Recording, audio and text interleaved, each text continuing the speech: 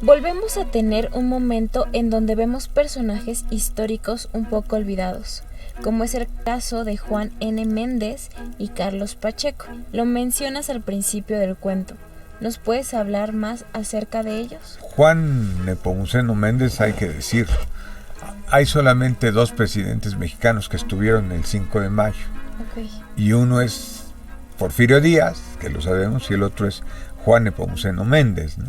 Un militar y político poblano, que de hecho él fue el comandante de aquel 10º batallón de la Guardia Nacional, donde venían los habitantes de Apulco, Xochapulco y Zacapoaxtla, Tetela, y que son los primeros que enfrentan el 5 de mayo a los franceses. Okay. Después de la revolución de Tuxtepec, Porfirio Díaz entra a la Ciudad de México como presidente y deja la presidencia a Juan Nepomuceno Méndez, y después vienen las elecciones y la vuelve a tomar Porfirio Díaz, pero es un hombre que aparece en esta etapa de la historia por sus méritos políticos y militares, y sí, en efecto, ¿no? Prácticamente hoy día poca gente lo conoce. Ahora, en el caso de Carlos Pacheco, así como dijimos Juan Nepomuceno Méndez poblano, Carlos Pacheco de Chihuahua. Okay. Un hombre que tenía, por haberse desarrollado allí en el norte del país, otra visión del país.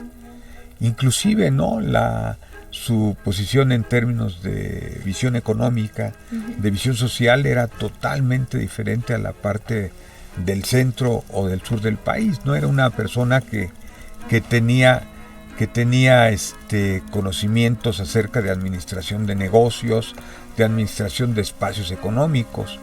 Y posteriormente a esto, él, como está relatado en el cuento, es herido, le tienen que amputar un brazo y una pierna el 2 de abril.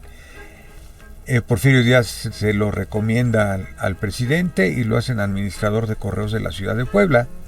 Y después, por estas ideas, empieza a escalar, ¿no?, en los puestos de la administración pública, hasta que llega a ser secretario de Fomento en los gobiernos de Porfirio Díaz, ¿no? Pero es una gente que, dado su origen y su visión económica, política y social del momento, después juega un papel muy importante en los proyectos de la República restaurada en la época ya de Porfirio Díaz. Me surge una duda al leer la saga.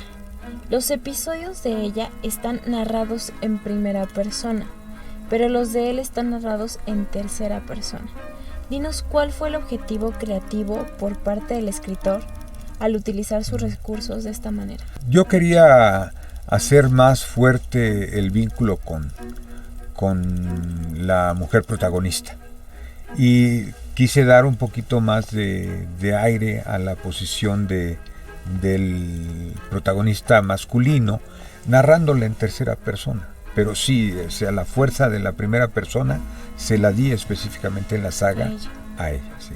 ¿Nos puedes contar un poco sobre la hibridación de la magia mística nativa y extranjera, su recibimiento aquí en México, su costumbre y cómo la abordas en tu cuento con Meche, la chamana que visita a Julio? Aquí teníamos que meter algo que rompiera un poco el ritmo, inclusive de la visión total, absolutamente romántica, con algo que nos hiciera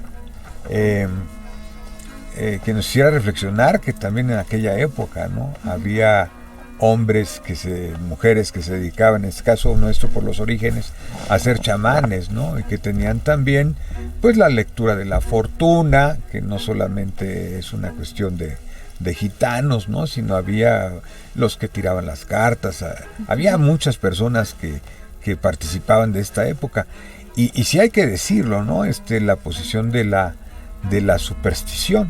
Claro. Un personaje del cuento lo admite totalmente, que tiene esta influencia de la superstición, y otro de plano pues no tiene este concepto de la superstición y comparten el espacio, ¿no? Uno lleva al otro para que, Sí. porque lo veía que tenía algún tipo especial de problema y entonces le dice, mira, aquí puedes encontrar algo, y para él es para el protagonista masculino es un evento que no tiene en ese momento importancia y que adquiere la importancia este evento ya hacia la parte final de la saga de los cuentos. En el cuento mencionas 2 calles, una en Puebla, la Siempre Viva, otra en la actual Ciudad de México, en el centro histórico, si no mal me equivoco, la calle de las Ratas. ¿Nos puedes relatar acerca de su historia, su evolución, las referencias que tengas sobre las calles y el conocimiento de los acontecimientos en ellas? La calle de la Siempre Viva, precisamente la toma del espacio que tenía guarecido ahí el ejército imperial mexicano, donde hieren en aquel tiempo era comandante, grado hoy sería de mayor, Carlos Pacheco, ¿no? La Siempre Viva. Y es simplemente la referencia que ahí pasó, y en efecto es real la calle, el nombre de la calle, y es real el momento en que a él le pasa eso ahí. Ahora, la calle de las Ratas aquí en la Ciudad de México, pues es lo que hoy conocemos como Bolívar, una parte del tramo del centro histórico, más o menos por ahí, por República del Salvador, entre República del Salvador y prácticamente sería Izazaga, que se llamaba precisamente en aquellos tiempos la calle de las Ratas, y el nombre viene desde la época colonial. Posteriormente, bueno, hubo un cambio de la nomenclatura en las calles de la Ciudad de México, ¿verdad? Y bueno, ya le dieron el nombre que actualmente tiene Bolívar. Inclusive uno, si se asoma todavía en algunas de las viejas casas que datan de aquella época, que están en las esquinas, puede uno ver el letrero que dice calle de las Ratas.